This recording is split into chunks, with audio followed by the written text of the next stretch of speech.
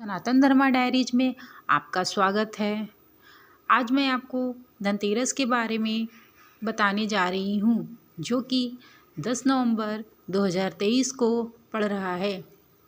उस दिन सोना, चांदी, सोने के आभूषण, सोने के बर्तन, सोने चांदी की लक्ष्मी गणेश की मूर्तियाँ खरीदी जाती हैं।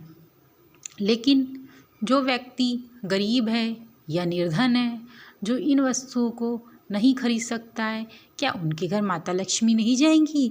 जो व्यक्ति सोना चांदी आदि खरीदता है, क्या माता लक्ष्मी उन्हीं के घर जाएंगी? नहीं, ऐसा नहीं है। माता लक्ष्मी सदैव अपने भक्तों पे प्रसन्न रहती हैं और गरीब और अमीर दोनों के घर में निवास करती हैं।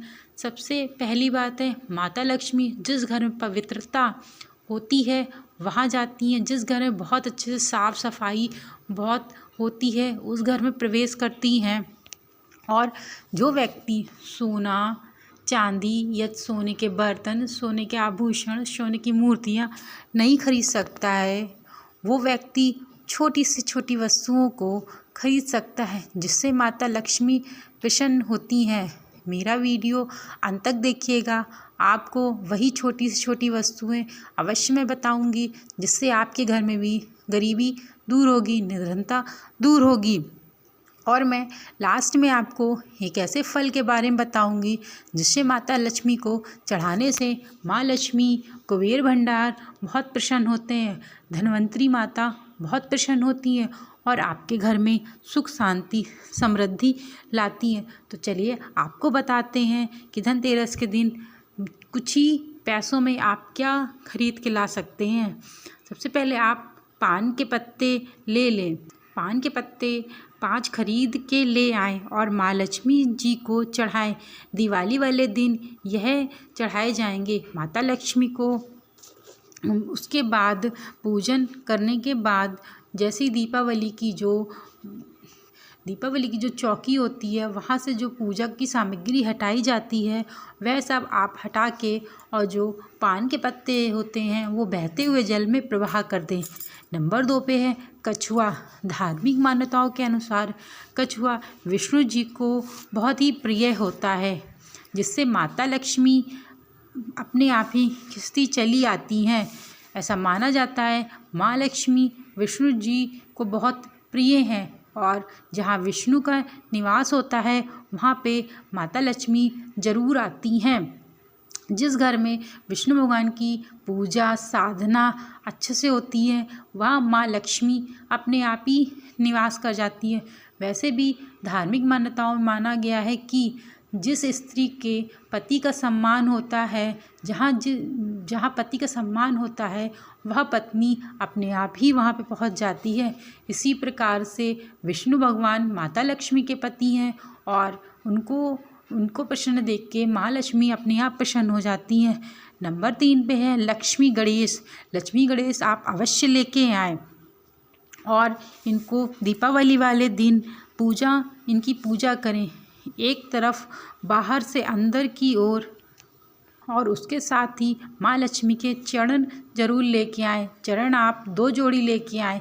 एक जोड़ी आप अपने मुख्य द्वार पे लगा दें और मुख्य द्वार पे लगाते समय आप उनको इस प्रकार से लगाएं कि माँ लक्ष्मी आपके घर में प्रवेश कर रही हैं।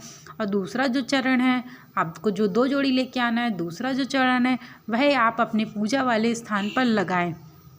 नंबर 4 पे है कुबेर मूर्ति।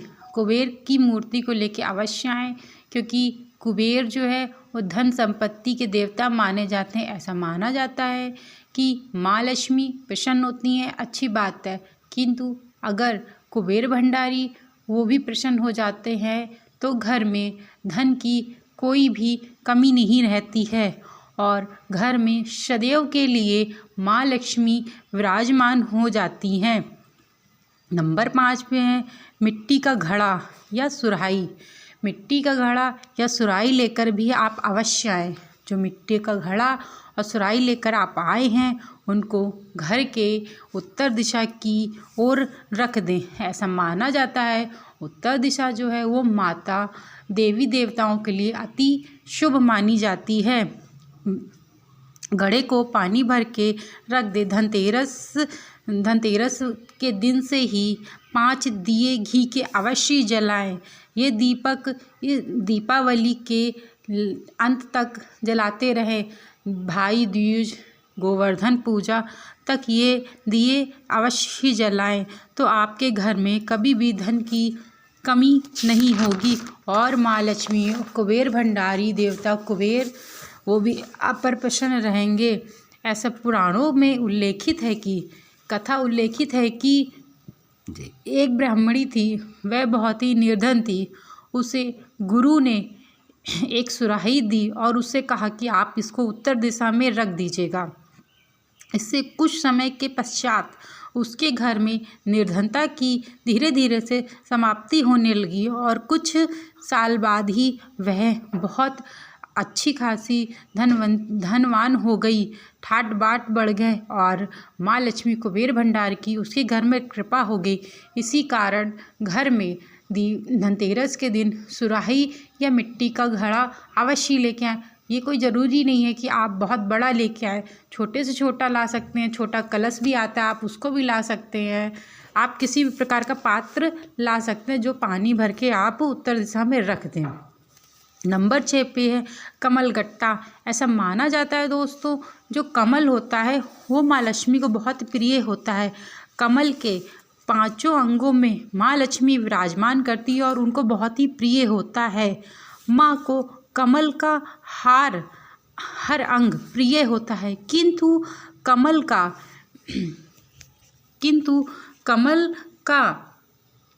तो प्रिय ही होता है, किंतु कमल का बीज अति प्रिय होता है।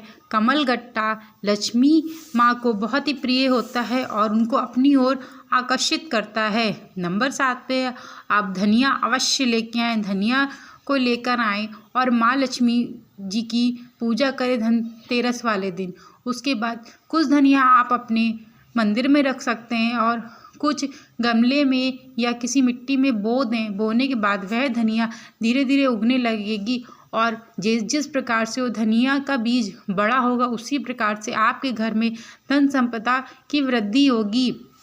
यह धनिया अपने घर परिवार में सबको खिलाएं, किंतु किसी भी व्यक्ति को आप बाहर ये धनिया ना दें, इससे माँ लक्ष्मी आपसे रुष्ट हो जाएंगी यदि आप देते हैं तो। नंबर 8 पे है खील गट्टे बताशे। माँ लक्ष्मी को खील बहुत प्रिय होते हैं। ऐसा माना जाता है कि जो दिवाली का जो समय होता है, इसमें जो नया धान आता है और नए धान को चढ़ाने से माँ लक्ष्मी बहुत प्रसन्न होती हैं। कृपया करके पुराने खील गट्टे अगर रखे हो आपके घर में, उनको चढ़ाने का प्रयास ना करें, इससे माँ लक्ष्मी रुष्ट हो जाती है। नंबर 9 पे है नमक भी आप धनतेरस के दिन अवश्य लेके आएँ। इससे आपको पूरे घर पे पोछा अवश्य लगाना चाहिए। इससे घर की जो नकारात्मक ऊर्जा होती है वह दूर होती है और माँ लक्ष्मी को अपनी ओर आकर्षित करती है। हल्दी माँ लक्ष्मी को बहुत प्रिय होती है। हल्दी में माँ लक्ष्मी का वास होता है। इस दिन खड़ी हल्दी लेकर आए और एक लाल कपड़े में बांधकर अपने पूजा स्थान पर रखें। इससे माँ लक्ष्मी बहुत प्रसन्न होंगी और घर पे धन धान बरसाएंगी। मेढक का एक लाना चाहिए। मुंडक शास्त्र में इस बात का उल्लेख है कि जो मेढक होता है धन की चाबी बोला जाता है और इसे आप उत्तर दिशा में अपने मंदिर में रखें। शंख, दक्षिणावर्ती शंख भी लाया जाता है।